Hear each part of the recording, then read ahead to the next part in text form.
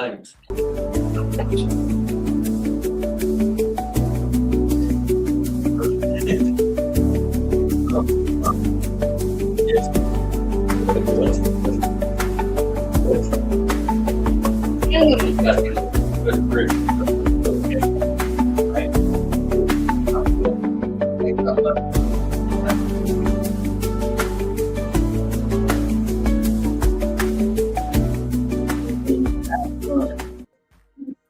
Oh, I see. Barbecue. Well, howdy, here. What's up, man? See you folks. What's going on, boy? Oh, to be cautious. All right. Well, welcome to the Sunday night Bible study here. Have you not read? And we're on our 12th part. 12. We've done 12 weeks, or not consecutively, but 12 weeks of Leviticus, and it's been good. It's been fun. It's been real fun. And we've been talking about handling snakes. Maybe we'll Clint over here wants to start a snake handling business. So if you have a snake, you want to enter the snakes, he's there for you. Start his own ministry. He needs a preacher. He needs a preacher. He needs a preacher that likes snake handling things. Ooh, that could be you, Jason. So, no, I'm not the snake handling preacher. No. Paul said he would, but he's got to put his gloves on first because they might bite him. Yeah. Oh, like on those bee suits, snake suits. Yeah, I'm not for it. Y'all go for that. So we're not going to be talking about snakes tonight. We're going to be talking about holy things. Let's see what all we got. Just scan through. We got holy things, acceptable offerings. That's all chapter 22. And then we get to a feast, which may be a little bit more interesting. And I have a little printout I didn't give everybody because I didn't realize people be here. I'll put it on the other side. I had to do it twice, yeah. Pretty interesting. We'll maybe reference that later on. And that's not until chapter 23. We'll look at some of these feasts. Yeah, so that's kind of where my brain's going. Trying to tackle 22, 23 tonight, at least. And move on from there. So, everybody doing good? Yeah? Oh, yeah. Been doing good? Any prayer requests? Pray for? Have a job interview Tuesday. Job interview Tuesday. Okay. Yep. Home interview. We got homes we need. We got jobs we need. You got a job, right? Yeah. Yeah, a job. All right. In the home, the job. I thought you had a job. Yeah. He needs a job. Yeah, I just need the home. My son and his just in general, 21-year-old man, kids, and it's rough. So keep him in your prayers as well. And Brother Eric's on here. Keep him always mindful. My brother, mother, always Uganda. He's provided for it as well. Anyways, let's open up the prayer. Start it out. Father God, just thank you for tonight. Thank you for this church. Thank you for all you're doing here. Just thank you for this time of fellowship around the round table here, so we can just come and worship you and read your word. And regardless of what we say or commentary or questions, Lord, just the reading your word is just so rich and so full. Just blesses us just reading it, Lord. And we just want to pray for those that need the jobs, that needs a job, and just give them the right place, Lord, the right place to be, not just any job, the right job, the right people, right environment. Just give him a humble spirit when he goes to that new job. Just let him walk with you, whatever he does, whatever you send him for that. And Teresa, she needs provision in many ways, Lord. Just give her exactly what she needs, where she needs to be, and bless her life as you have in the past and you will in the future, Lord. Lord, just lift up my son, all his things you're bringing him through and growing out him up through. Just keep him, just let him turn to you and turn his eyes on you. I also want to pray for Zach Plyler, Donald's son. He's going through, you know his heart, you know where he is, Lord. And just keep reaching out to him. Don't give up on him, Lord. Just know he's loved as well, Lord. Speak with him as well. So Lord, just bless this time, this time reading your word, see the Holy Spirit on here, discernment, wisdom.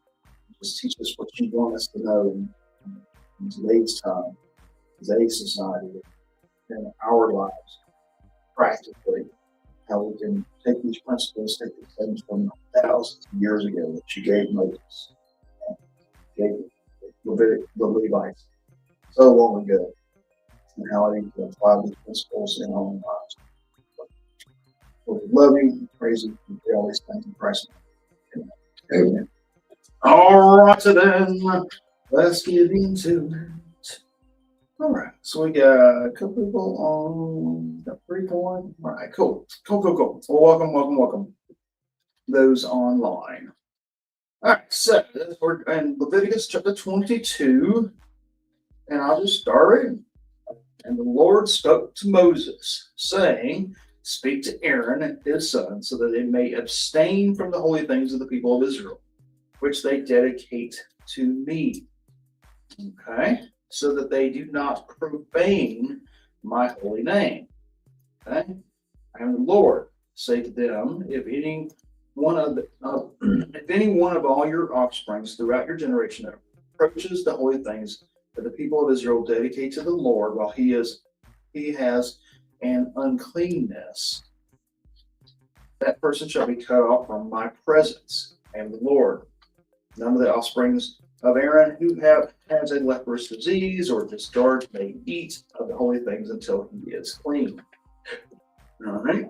So whoever touches anything that is unclean through contact with the dead, or a man who has had an emission of semen, or whoever touches a swarming thing by which he may be made unclean, or a person who has, for whom he may take uncleanness, whatever his uncleanness may be, the person who touches such a thing shall be unclean until the evening, and shall not eat of the holy things unless he has bathed his body in water. When the sun goes down, why is when the sun goes down? He shall be clean. Anybody got an idea? Come on, smart guys. You should understand. When the sun goes down. What happens when the sun goes down in the Hebrew? It's a new day. It's a new day. It's a brand new day. You know, we wait till the sun comes up or after midnight in our culture. It's really weird, right? I mean, one problem, my wife was complaining about my daughter. She's 19 and she's going out to like IHOP and stuff with her friends at midnight. You know, so the next day, it was that day. It's like, but in Hebrew mind, yes. When the sun went down, that's when the new day started. So that's why. You have a fresh new start that new day, right? So when the sun goes down, he shall be clean, and afterward he may eat of the holy things, because they are his food. Why are they his food? Because these are the Levites, right? These are the priests, and this is how they sustain themselves. This, part of the sacrifices, a portion would be given to the family, to the priest and his family.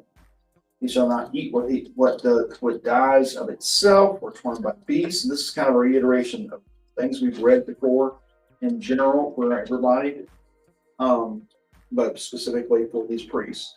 And when they're handling the holy things of God, holy sacrifices that are presented for God, for the sin offerings or trespass offerings or their fellowship offerings or whatever, so when they're doing this, they need to be clean. They need to make sure they're ready for service, right?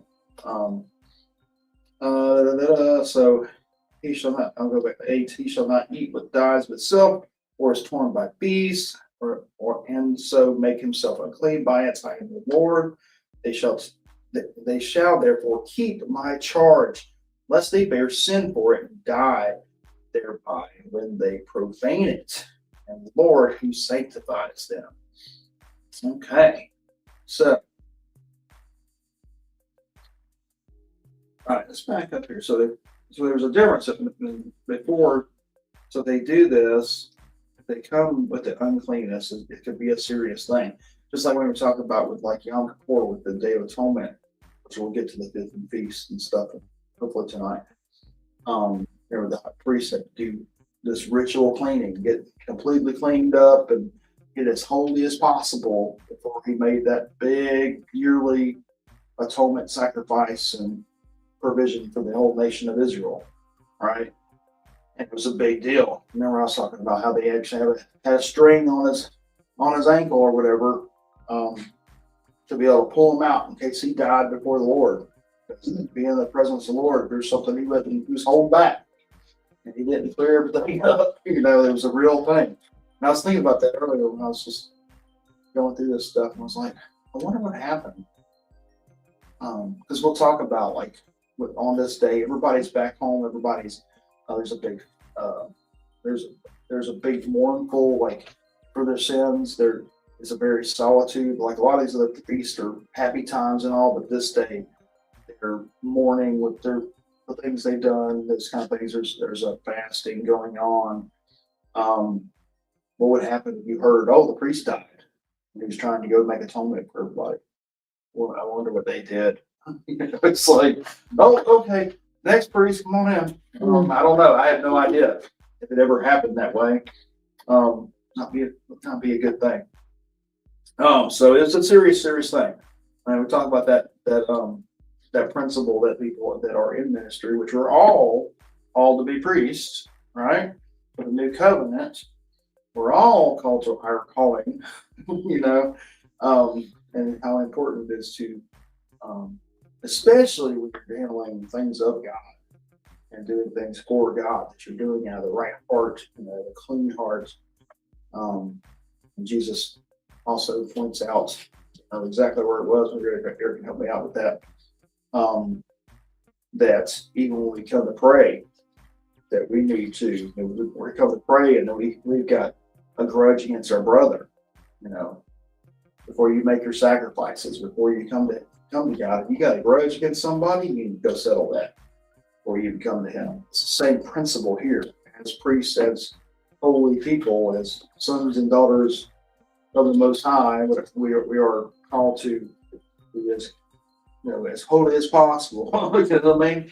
Not to have those grudges, not to lay all those things at Jesus' feet at least, but also to settle what we can. We're also called to do that too. Do what you can on your own provision too. So, all right. I think, is there anybody have any more question about this section here? You get the principle that they have to be clean and holy, and it's possible when they're handling the things of God, the sacrifices, honoring these things. I mean, the same. How can we apply that to like church, Melvin?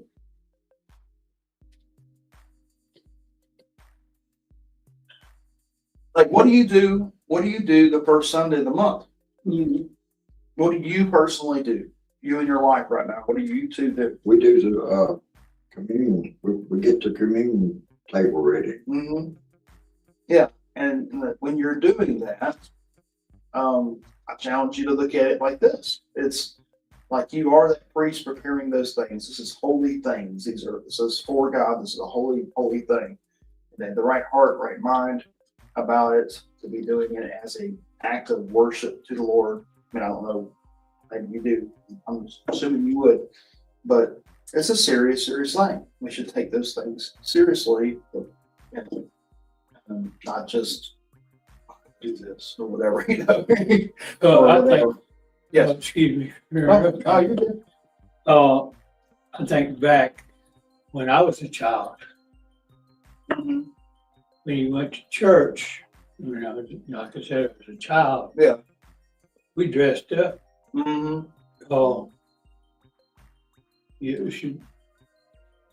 He wore shoes. Yeah. Did well, no other time. We had to put on shoes. We kicked the ball with schools out. You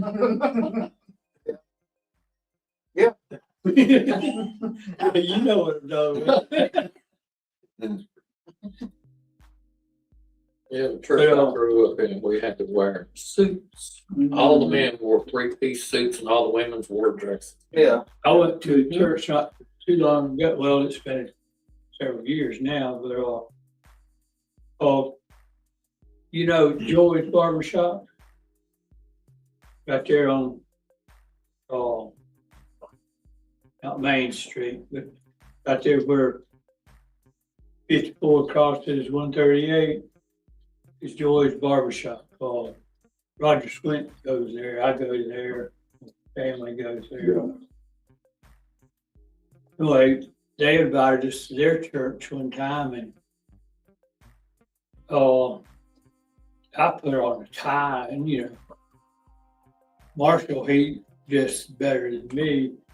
Every man there had on a full suit, and the women were all decked out. And I mean, it's a beautiful church. It's the nicest church I ever been in. Yeah. But that's the way they do it. You dress fit to kill when you go in there. Yeah. We don't do much. I mean, everybody I think here has the same principle. Most people, not everybody, but the same principle is they step it up a notch. It may not be to the level of suits, but I think people come here with they're better clothing. They're better. They don't come in here Better most gym of the time. shorts. They're better gym shorts. They're better gym shorts. Yeah. There was one person that was coming for a while that did not. Kind of bugged me personally, but it doesn't come. So, but I really come, like that, and not at all. You know what I mean? So we talked about it before too, about that whole balance of, all right, do we want to be the stick in the mud, legalistic kind of church where you walk in the door and you come in, with a t-shirt on or whatever, you're, oh no, get the dirty looks, or you want to be the church that, okay, come as you are, and then as you get sanctified, what Paul's going to be talking about in this next series is going to basically talking about that, about being saved, that salvific effect of that initial salvation, and sanctification, that process of sanctification, what it means to be transformed. And I think you actually see that. And as people become more mature in the faith, they start wanting to honor God more, in different ways, and doing more for God. And they even should expound it out into their daily walk in life and work, right? Into the workplace, right? Do not conform to the patterns of this world, but be transformed by the renewing of your mind. Yes, sir. So I think that may be one of the verses he's talking. So that's been popping up a lot lately. Actually, it's in my book. I've been listening to that as well. I'm listening to my Joey Martin, who was just talking about that. So, all right, let's move on before we get stuck in the mud. We got 9 verses done in 19 minutes. So, all right. So a lay person. So that's lay people. Do not eat of a holy thing. No foreign guests of the priest or hired workers shall eat of a holy thing. So these holy things, remember, a portion of these sacrifices, not all of them, the complete burnt offering, we completely burned up. Remember that. Some of these things would be completely burned. But a lot of it, there would be portions that would be for the priests. The portion that was offered to God would be, there would be a provision for the priest and his family. So we're getting a little technical here. The lay person, so nobody else can eat this holy things that was given to God. No foreign guest of the priest or hired worker shall eat of the holy thing. So they're in the house, they're visiting with them, they're dorming with them. I'm sorry, you don't have to get your, go to McDonald's or something. We're eating this bowl or whatever, tonight, and you can't have them. But if a priest buys a slave, oh boy. So if a priest buys a slave and his property for money, the slave may eat of it, and anyone born in his house may eat of his food. Okay. This is one of those troublesome things, right? So this priest is buying a slave. Right there, you just look at that initial thing. You're like, what? They actually condone slavery. But the same way, much like divorce, there's provisions for divorce. God never intended divorce. Same way here, God never intended slavery of people. We're all made in God's image. Imago Dei, Imago Dei, whatever it's called. It's we're made in God's image. We're all image bearers. So enslavement is not a good thing, right? It's not condoning this here. And actually, you see a little bit difference of class here in Hebrew. And you see it whenever it comes up. You see a little bit of provision. There's in the Hebrew Bible and the Bible period. Yes, the world at this time and the world for hundreds and even today had slavery. Humanity just likes to enslave people, right? But there's provisions here in the Bible for doing those things better, right, in holy ways. And in here, so there's a big difference here. So if you got a worker that comes in this house, hired workers, so it says priest or hired worker is in their house, in their company, right? In verse 10. They can't eat of it. A hired worker can't eat of it. But the priest buys a slave. This slave becomes what? Part of the family. Part of the family. Yes. You're not only, you're buying them, you're bringing them into your household, and they are part of your family. Of course, I'm sure there's a different class, kind of thing, and different understanding, but they are treated as part of your family. So they get to eat a portion of this as well. So that's pretty interesting. Verse 12, if the priest's daughter marries a layman, she shall not eat of the contribution of the holy things. And why is that? Because she's part of another man's family. Yes. Yeah, see how we're getting that Hebrew thought and how this all works. The priest's daughter, she marries into another family. She doesn't, just like today, we take the name. The wife is supposed to, of course, we will try to change that. Wife is supposed to take the name of the husband's family. She leaves that family and goes to the other family and becomes under their lineage, right? So it's a priest's daughter. She's part of the priesthood until she marries off into a layman, into the outside, right? So she can't be partaken of that either. 13, but if a priest's daughter is widowed or divorced and has no child and returns to her father's house as in her youth, she may eat of her father's food, yet no layperson shall eat of it. Okay, so basically there's still provision for the women. You see that all the way through, even though the culture is very, what do you call it? What's the word? This bad word nowadays, where men control everything. I can't remember the word. But even though the men were very controlling, it's a male-dominant world.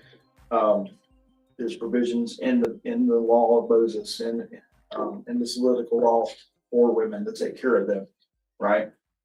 So his daughter, she is outside. She gets divorced, or widowed or whatever, and there's no children. I think because of no child. Because if she had the child with the family, then it could be attached to that family through the children, right? But otherwise, I guess she just gets kicked back. So she comes back into the fold. She's back in the family, right? So she gets to partake of these things. And if anyone eats of a holy thing unintentionally, he shall add the fifth of its value to it and give the holy thing to the priest. Okay, so you mess up and somehow you ate, you had a, got hungry, you're staying at the priest's house, you got just got one, you got the munchies, just go in the fridge, open it up, you see, there's a big old ram in here. Rack of ribs and Lamb leg. you're just like, and then you get caught. Oh no, I didn't. Oh, I'm sorry. So we have that provision of restitution. That not only do you have to replace that you have eaten, but you have to replace a fifth more, 20% more. So we've seen that before as well, the restitution for trespasses on your brothers, right? So the same kind of thing happens there. They shall not profane the holy things of the people of Israel, which they contribute to the Lord, and so cause them to bear iniquity and guilt by eating their holy things. For I am the Lord who sanctifies them. All right, so okay, so that's pretty good, pretty easily understood, I think, and applicable in some ways. All right, so acceptable offerings. Now the Lord spoke to Moses, saying, speak to Aaron and his sons and all the people of Israel, and say to them, when any one of the house of Israel or the sojourners in Israel present a burnt offering as his offering for any of their vows or freewill offerings that they offer to the Lord, if it is to be accepted for you, it shall be a male without blemish of the bulls or the sheep or the goats. You shall not offer anything that has a blemish. Why does it need to not have a blemish? But it's got to be the best. Got to be the best, right? Got to be as perfect as possible, because this is pointing to the perfect atonement from Jesus. For it will not be acceptable to you. Verse 21, and when anyone offers a sacrifice, a peace offering to the Lord to fulfill a vow, or as a free will offering from the herd or from the flock, to be accepted, it must be perfect. This is the idea of being perfect, as perfect as possible, right? There shall be no blemish in it. Animals blind or disabled or mutilated or having discharge or an itch or scabs, you shall not offer to the Lord or give them to the Lord as a food offering on the altar. You may present a bull or a lamb that has a part too long or too short for a free will offering, but for a vow offering, it cannot be accepted. All right, so you may present a bull or a lamb that has a part too long or too short. What is that? Okay, so we become a little Missing a horn. bit informed. Just a little, you could offer it as a free will offering. Okay, so there's a little loosey goosey for those offerings, right? But for a vow, when you're making a vow, it's a more serious thing. So you can't accept those things. And remember when why did Jesus flip the tables? Break out the whip and flip the tables off. Exchange your money. What would they do? Exchange your money. Well, what was the exchange? It was bringing the world into the temple. Yeah. They were in the courts, but that was still a part of the temple. Okay. Well, what specifically were they doing? What was the game? Y'all know? It's ripping off people. They're ripping off people. Thieves. They were doing this. They were taking the priest and all. It was all part of the system. Right? It was corrupt. They were coming up and saying, "All right, this ain't gonna work. This lamb you brought from your house, no. I know you traveled 20 miles to get your own foot. That's not gonna work. You're gonna have to get something more acceptable." So we're gonna sell you one. So we're gonna sell you one. This is what the game was. Yes, this is exactly what the game was. Or you get there, you just have nothing. You have to buy something there. It's kind of like going to like Six Flags, or the movie theater or whatever. You go in there, they tell you don't bring your own food, don't bring nothing with you. And because when you get in there, they're gonna just overcharge you like crazy. It's the same game. So when you get inside that area, you're there already. It's like, well, I'm not gonna turn around and go back home. 20-mile walk back. And yeah, game them. And Mhm. and so that's what was going on. It was this, and this idea came from this. They had the perfect offering and all, and they would just be like, I don't think so. You know, they're like, yeah, go find something better. There's a good place right there. I'll go see Shmuel over there. He's got the best pigeons in the world.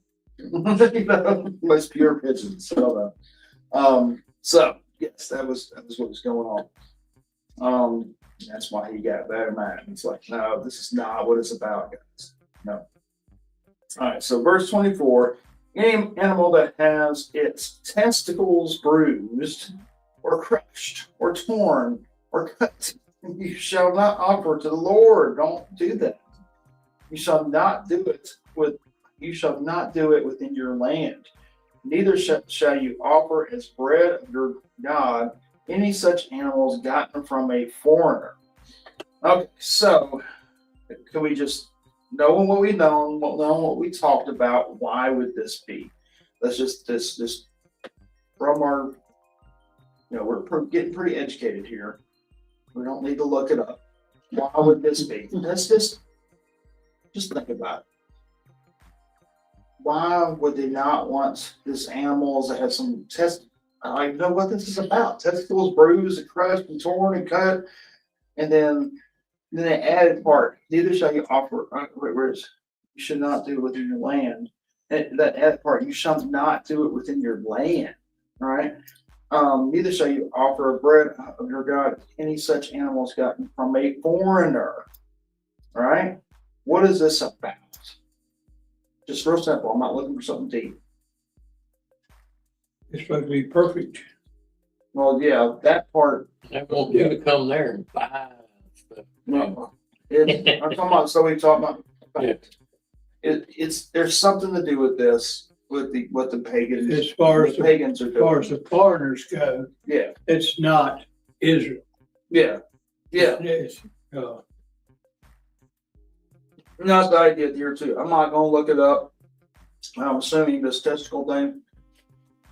yeah, I read that on that. It's They don't want it to be mutilated. no mutilation, has to be perfect. Mhm. And this is probably something that was done. That's why it correlates with the foreigner thing. Done as part of some other rituals and things. For Yeah. these other people. You don't want to be like everybody else, right? And they were probably doing some kind of, weird stuff. Mhm. You know what I mean? Like some of them over there where he is still drink the blood and stuff. Mhm. Yep. So, that last little part there, since there is a blemish in them because of their mutilation, they will not be acceptable for you. All right. And the Lord spoke to Moses, saying, when an ox or a sheep or a goat is born, it shall remain 7 days in it with its mother. And from the 8th day on, it shall be acceptable as a food offering to the Lord. Okay, we have the 7 there, very important. But you shall not kill an ox or a sheep or her young in 1 day. And when you sacrifice a sacrifice of thanksgiving to the Lord, you shall sacrifice it so that you may be accepted. It shall be eaten on the same day, and you shall leave none of it until morning. I am the Lord. All right. And why we not leave things to the morning? That's kind of a principle we see over and over again too. Well, when it's born, if you left it overnight. Well, yeah, but that's not the reason. I mean, they probably have some kind of way of curing things, whatever. It's mainly because That would be yesterday's offering. yesterday's offering. Remember, we're talking about provisions of, God providing day by day. That whole principle of Like the man. like the manna kind of thing and all. So you need to eat it today. Don't leave no leftovers, because God's going to provide tomorrow. That same principle is written and instituted in everything you're doing, all the practices. That same kind of principles are over and over and over instituted.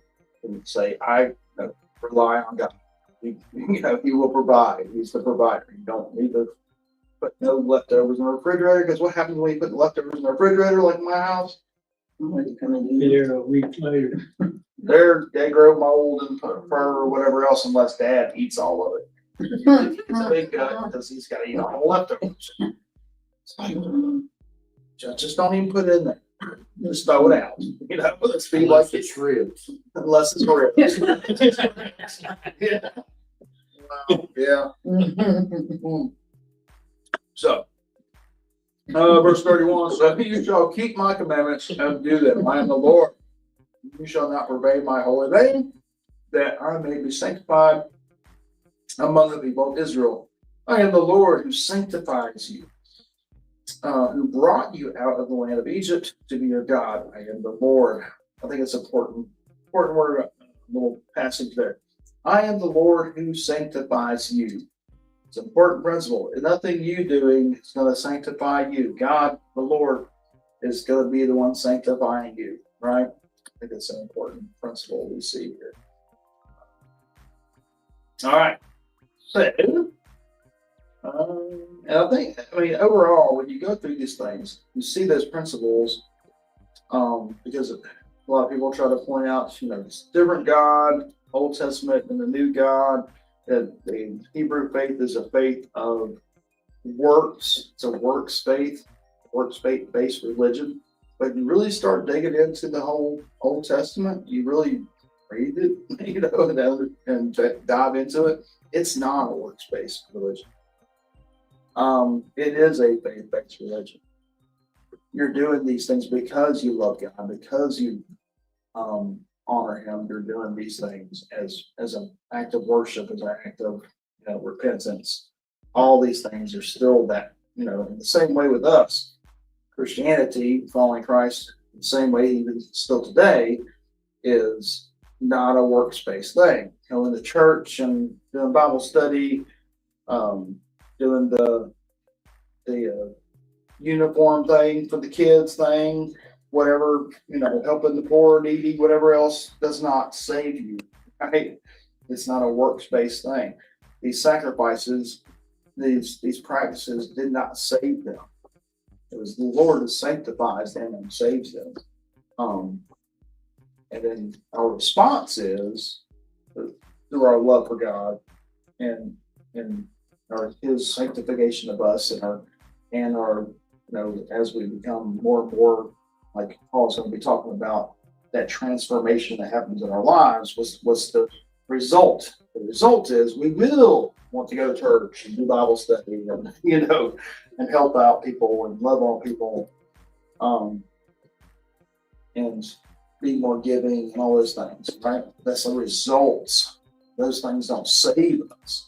A lot of times in a lot of Christian, even traditions, they get caught up in our own human thing, you know, make these policies. You've got to do this, this, and this. Otherwise, it ain't right. You can ask anybody on the street, Mm-hmm. you think you're going to heaven? Mm-hmm. And they're going to say, yeah. Yeah. So you ask them why. And they're going to start naming. Yeah. Yeah. Because I'm a good person, right? That's the worst thing in the world for you to think. If you want to be doomed to hell, think you're a good person. That's one of the worst things. I mean, it's you have to realize that you're not. None of us are. All right, so that was chapter 22. Is that good? That's pretty good. Pretty good. We got 39 now, so we're gonna do. All right, we're not gonna cover all these feasts of it, obviously, but all right. So the feast of the Lord. The Lord spoke to Moses, saying, "Speak to the people of Israel and say to them, these are the appointed feasts of the Lord that you shall proclaim as holy convocations. They are my appointed feasts." So what does convocations mean? Anybody have a different word there? I got assemblies is probably a very good word for that. So we don't usually, does anybody use convocations in our normal speech? I cannot remember ever using that word. So assembly, coming together, right? Congregating. That's what Jehovah's Witness. Yeah. Yeah. They don't go to church, they go to assembly. Yeah, Yep. yeah, well, we assemble, that's what we are, we come together, coming here, we're assembling. We come together Wednesday night and eat, feast, right? We're assembling together, it's an appointed feast of the week, that's what we're doing, right? So, what were you saying, brother? Was there something on that? Yeah, my notes say various feasts belong to the Lord and emphasizes divine participation with the community. Mm. That's what we do when we come before the Lord on Sunday. We should be coming here not to be specifically getting something from God, but be communing with God and the body of Christ as well, worshiping God, and it's a fellowship time, right? So, Come together for rest, mhm, refreshment, mhm, and remembering with thanksgiving all that He's done for them. mhm, mhm. Yes, sir. So, speaking of rest, the next thing we got verse 3 here is the Sabbath. So 6 days shall work be done, but on the seventh day is a Sabbath and a solemn rest, right? A holy convocation. So this is a holy assembly, a time of communion with God, right? You shall do no work. It is a Sabbath to the Lord in all your dwelling places. All right. And by the time Jesus comes around, they really take this time that was given. The Sabbath was for man, right? God did this for us to give us that day off time, that rest, that day of rest. And by the time Jesus came on the scene in physical form, the Pharisees, Sadducees, and everything else turned it into this we had to do a lot of work to do the Sabbath. It was a lot of work. They had all these rules and everything.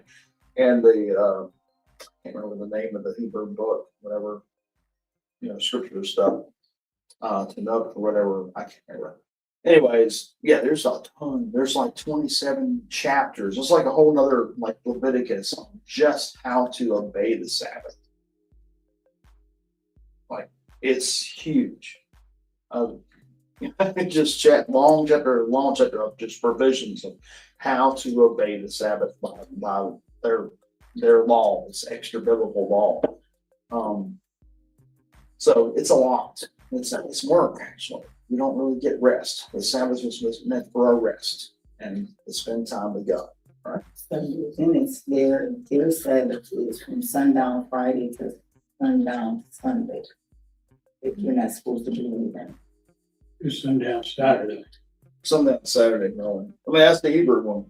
That's what. Yeah, that's Hebrew, but I'm talking about when I was 7 days. It was, like Steve said, sundown Friday to sundown Saturday. Yeah, that's the same way in Hebrew. Mhm. That's what it is, because it starts Friday night.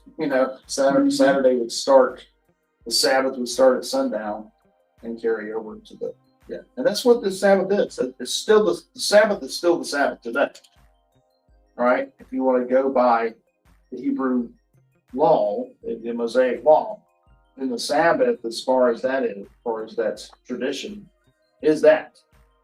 So if you want to celebrate the Sabbath, honor the Sabbath, then that's what you need to do.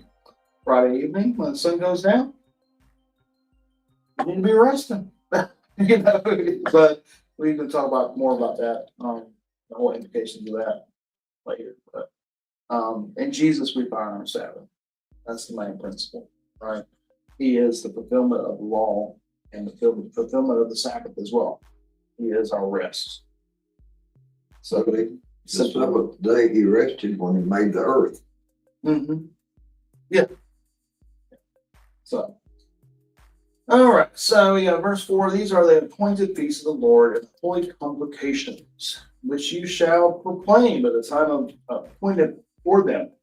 In the first month, on the 14th day of the month, at twilight, so at sundown, right, is the Lord's Passover. What's the Lord's Passover? What is that? It's when in Egypt, when the Oh, I had to put blood on the Mhm. door posts and lintels. Yeah, yeah. That was the Passover, right? It was- God was either himself or an angel of death or whatever came through and killed all the firstborn males, whatever, in the households. Of course, God made a provision for those that were obedient to cover their lentils with that lamb. With that before as well. So this is a celebration of that, a feast for that. And on the 15th day of the same month in the feast of unleavened bread to the Lord, for the 7 days you shall eat unleavened breads. All right. And these all kind of, and they'll be interchangeable. This Lord's Passover and the feast of the unleavened bread. When you're reading through the Bible, they'll be kind of interchangeable because they flow together. So in the first month, on the 14th day of the month at twilight, is the Lord's Passover. So that's that night, right? That day. And on the 15th day, so that very next day, that same month, the feast of unleavened bread to the Lord. And what's the unleavened bread about? Being ready to go. Yeah, they remember they had the Passover that night, so they're basically reenacting what happened. So that Passover is when the Lord's passing over, and there's a big tradition. And the kids get to do all these cool things and ask about, ask Dad about what all this means for them and all. They have to go and find, they'll hide leaven of some sort. I don't know exactly. They'll hide it around the house, so it's like a hide and seek or finding game. And they'll find the leaven, they get rid of the leaven in the house and all. It's pretty interesting. Does unleavened bread last longer than, is that the reason for it? It lasts longer? No, the unleavened bread is the idea that they didn't have time. So they had the Passover that night, and then Pharaoh said, get out. So they had to pack up and go, right? So they didn't have time for the bread to rise. I got you. Right? So if we go to, what's these places where you go in and make your sandwich? Anyway, my wife always gets flat bread. Yeah. Yeah. Yeah, it's kind of like the same. That place in the Grange, get the name of it, but they go all through, it's built up like Jerusalem or whatever. And you go through there and they'll take bread dough and they'll bake it on just black rock. Yeah. And everybody gets to eat a little piece of it. Didn't we all go? A bunch of y'all go down there? Yeah. I've been there before. I didn't go. They didn't go with them? Yeah, they went. It was interesting. Yeah. But the woman that put it on, she knew everything. Even Paul said, she was right on the mark with everything she said. Yeah. It's pretty interesting. All right, let's go. As I yawn, as I say, oh, it's so funny. All right, so the feast of unleavened bread. So the unleavened bread, because they had to get out of there. So they're doing this for 7 days. You shall eat unleavened bread, right? To remember all these things, all these feasts and all, to remember what God said for them, right? So on the first day you shall have a holy convocation. You shall not do any ordinary work, right? But you shall present a food offering to the Lord for 7 days. And on the seventh day is a holy convocation. You shall not do any work. Okay.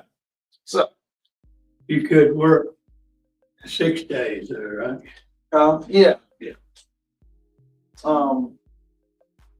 I don't know. I think they're taking off the entire time. So, but on the first day you shall have a holy convocation. You shall How not could you have do. animals and not feed them for? Okay, well, on the first day you ain't doing nothing. Yeah, but that's what Jesus went to. Yeah, when he and he made the point, is like, this stuff is not to be a stressor to you, right? The stuff is supposed to be a celebration for you. It's not supposed to be hard for you to do these things. And if you got to do some work, you got to feed your animals because they're hungry.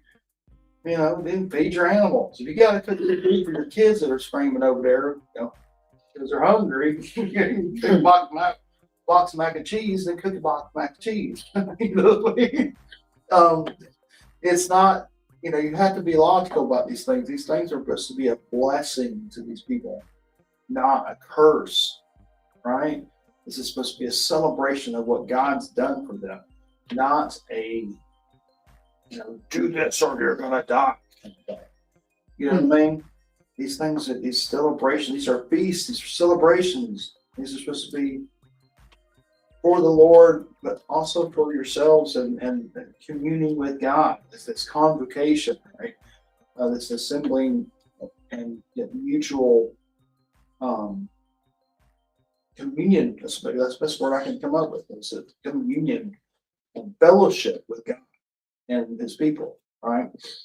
So, and of course, I got that little handout thing. It kind of shows, it's not the best for, but it's what I could find, what I could pop up. And it kind of shows the Passover so this is going to be around February, March kind of month. And this is when, and this was the time period that they actually left. Remember when they left Egypt, immediately God's like, he told them, it's like, you're starting your day when you left, right? When you left Egypt, that's your year.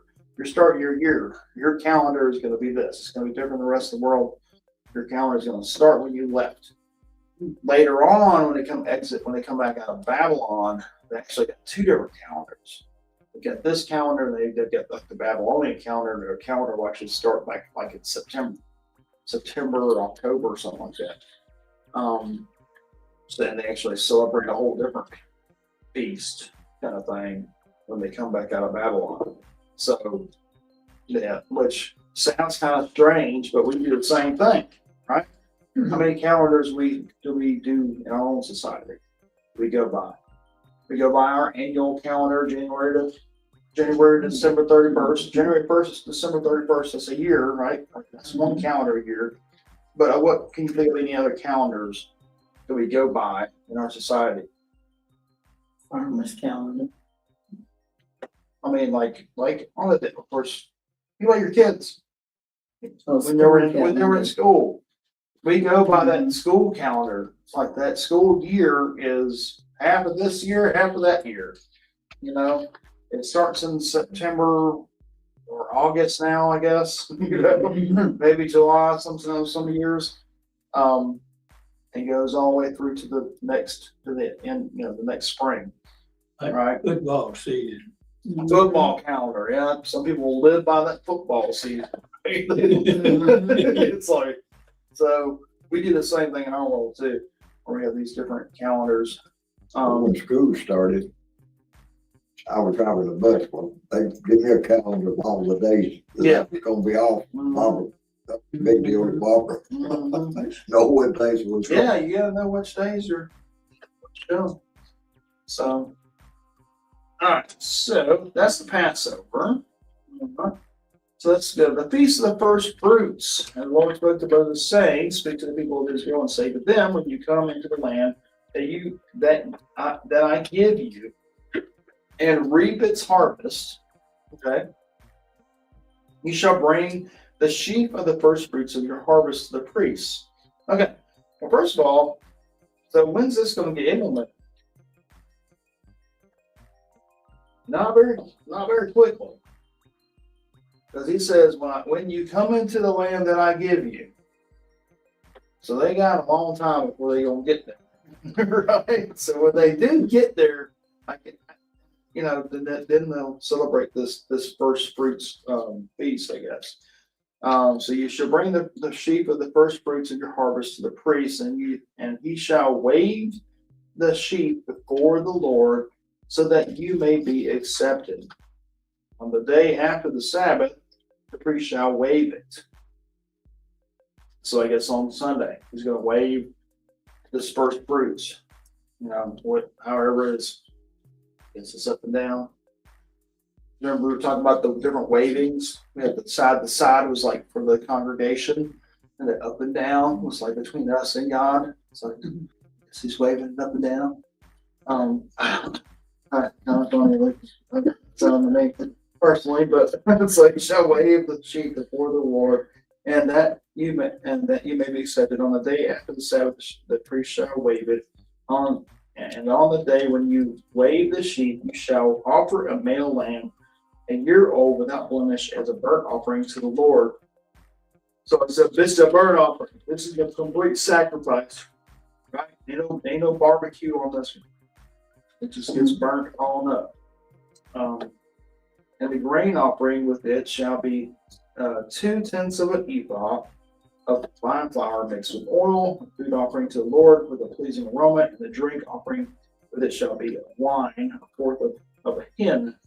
And you shall eat neither bread nor grain, parched or fresh, until the same day, until you have brought the offering of your God. It is a statute forever throughout the generations in all your dwellings. Okay, you shall neither.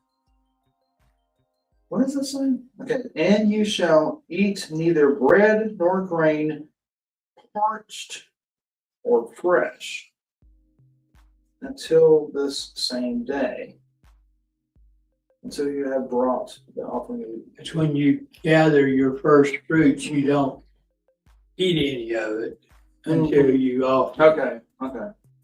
Yes, don't eat none of it until you've offered that person. And that's a great principle, right? We talk about that principle many times. We do a lot better, as far as our offering or whatever, tithing or whatever names you want to say. It's a good, very, very good principle to put whatever it is aside that you've allocated to God aside. First, when you first get the harvest, right, the pay or whatever it is, put that aside before the bills come, before the temptations of the new toys or whatever else that you might want to buy. Put that aside. So this is for you, Lord, right? So When you first become a Christian, that's when the devil will get you about that tithe. He'll tempt you. You'll want something. Yeah. You say, well, I'll do this, and you'll take that tithe off. You got that tithe. Yeah, that comes up. I think that's part of the sanctification process as well. I really do. I don't think most people, some people do, maybe they do. I don't know. Just really right off the bat, like, I just want to give.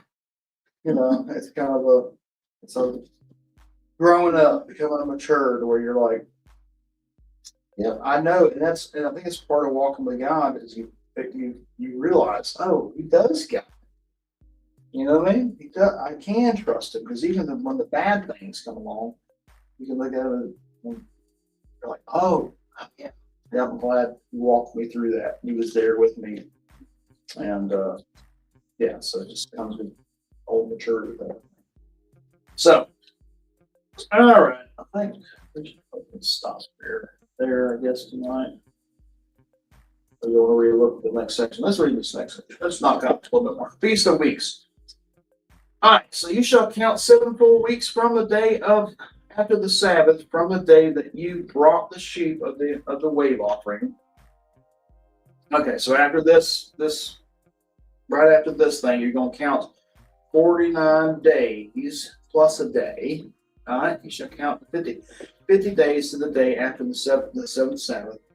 Then you shall present a grain offering of new grain to the Lord. You shall bring from your dwelling places 2 loaves of bread to be weighed, made of 1/10 of an ephah. They shall be of fine flour, and they shall be baked with leaven as first fruits to the Lord.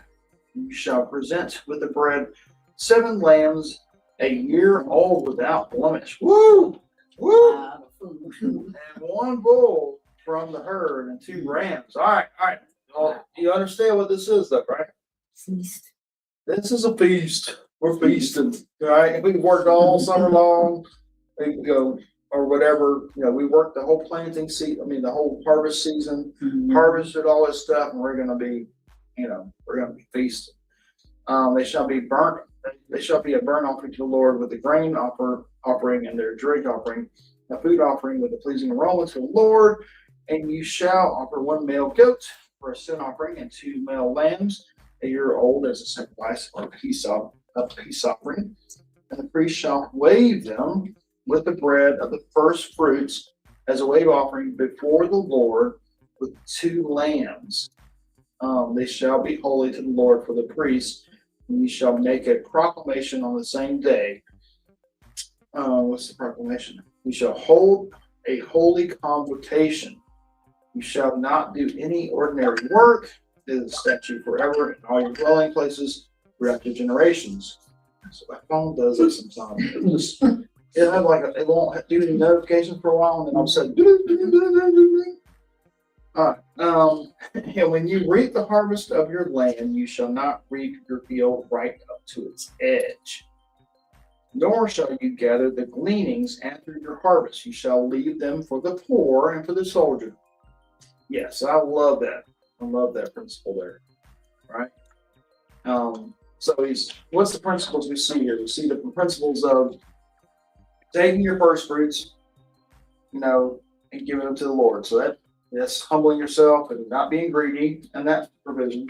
Right? So he's like, right out the bat from the very first fruits, you need to give to the Lord. And then you're going to come back later after you've got the lot, and you're going to give them more at the end of the harvest as well. You're going to give another first fruits thing, and have a big celebration for the harvest you've had that year. But let's not get greedy, right? Let's not take everything. Let's leave some for the poor, so that goes beyond just a tithe, right? So we got our idea of tithing, bringing our first fruits before the Lord, but we also have the idea of when not to use up everything we got selfishly, but to leave some behind in case needs come up, right? Somebody needs some help with something. We should be able to have some gleanings there still around. Something still not big. Like Ruth, that's how we were surviving. Off the gleanings. Yeah, off the gleanings, exactly. Yes. It's a great division. And you talked about it before, but the gleaning thing I wish we could take this as part of our society still today, where you have to work for Your food. for your food, for your sustenance, for your snack benefits or whatever else. I think we're really hurting people when we just give handouts for maybe in bad situations, but just a handout. There needs to be something, some kind of, even if it costs more to do, to say, all right, well, you're gonna have to do this, clean up do a road cleanup or dig some ditches, or I don't know, do something. And that's and historically in the United States, that's kind of how it did start. The Tennessee Valley Authority thing and all that. That's where a lot of the parks and all came from. Through the Great Depression and all, they started sending people out. It's like, well, we got to do something for people. Like, the food stamp thing who was the food stamp thing for? It wasn't for the poor. It was for the way that. It was for the farmers. All the farmers. It's for the farmers to help them because nobody had the money to get the food, so they did. It's like they weren't. So all these programs were instituted kind of with the right principles at first, but over time it just been too much. Like, well, if you want to be provided for, we'll create something. We'll start building parks. We'll start doing something to get people working, get them doing something, right? And that's a great principle that we wish we could instill today is, yeah, we'll help you out, but you don't have to get off the couch. They're doing Yeah, there's it too now. many people. That is, I heard the other day that, the majority of the people getting the freebies were driving luxury cars. Yeah. Not me. Well, that's, I'm not getting freebies either, but. well, I mean, they're there. I mean, this God has a provision for safety nets, but like my son got on the, because they don't make much. And they, it's got 2 kids and the wife and all that. But he was having trouble with money, and the Air Force made him get on the food stamp thing or whatever, and the WIC thing and all. And I'm just like, son, I get it, but that's a crap, because if she decides she wants to work, that's what holds people back. Because I've got to make more than the cost benefit. It's like, why should I go to work if I'm not going to make but just a little bit more than what they're giving me, and I'm going to lose that benefit? It gets people trapped in that mentality. So if you have a system like this where it's free for you to come get it, but you got to come get it. But they're making the young mothers have to get up and go to work in order to keep their food stamps. Are they? Yes. Good. Well, good. Maybe they get changed. Thousands of people that get it right. Well, that's, but you see, but the president said, you see a different mindset of trying to change those things, which is good. It hurts when you're trying to change those things because people are so used to the freebies, but it's not helping society. People just don't get handouts. Get for them. Back when I was working, I done this lady I worked for, she was one of the customers. She had a house, was that at Title 13 or something? She had a rental house. Yeah. Mhm. And there was a guy in there, and he was like in his late 20s, him and his wife and their 4 or 5 kids. And I couldn't get in the house to do the work. I had to rebuild a bathroom, tile and stuff like that. And till 10 o'clock because they didn't want to get up early. And I heard his wife talking to somebody on the phone, talking about what all kind of money they were getting coming. He says, do this and this, and just everybody gets money for something. Yeah. Well, Well, over to the school in the mornings when they bring the kids to school. Yeah. They don't have Fords and Chevrolets. Jaguars, Yep. Mercedes, and they all of them getting free lunches. yeah. Mhm. Yeah. Yeah. All right. That's American way. That's American way. All right. Why don't you close us out? Thank you, dear Heavenly Father, for this time of gathering to learn more about you and your statutes and how we put them into our lives today. Thank you for the gathering here tonight, Lord. Bless everyone as they're going home. Provide for them and their families and those that know we need help. And Father, help us in our daily lives. And thank you for everything that you have done, past, present, and in the future for us. And help us to bring others into your fold as we have the opportunities to do so. And once again, I thank you for all who have attended this Bible study. And may we continue to come and learn about you more and more. I ask these things in the name of the Father and the Holy Ghost. Amen. Amen. All right. I didn't hear it. I know. I'm very good. I think he fell asleep. What, 3 o'clock in the morning? He was sitting there like, 3 o'clock in the morning. like this for a long time. Like, He was taking a nap. hey, I'm gonna do a TOT physical tomorrow, so we can do something that's good at work. I don't know. We'll have to talk about it in the morning, but All right, bro. Oh, you gotta do a DOT. Yeah. I go to- Oh, you right, bro? Yes, ma'am.